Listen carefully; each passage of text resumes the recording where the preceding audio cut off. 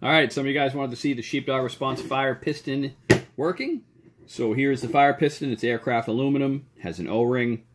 This is hickory wood.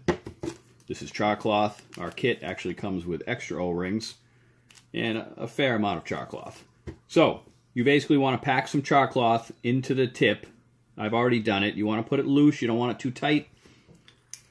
Put it in about 1/4 of an inch. What you're trying to do is slam this down as fast as you can and pull it out all in one motion, which it takes a little bit of practice. You really have to get used to it. If you're outside, you're better off kind of putting this down on the ground and slapping it and pulling in one motion. But I'm going to give it a shot. It might take me a couple tries. Let's see if we can get a coal. First shot, there's a good coal.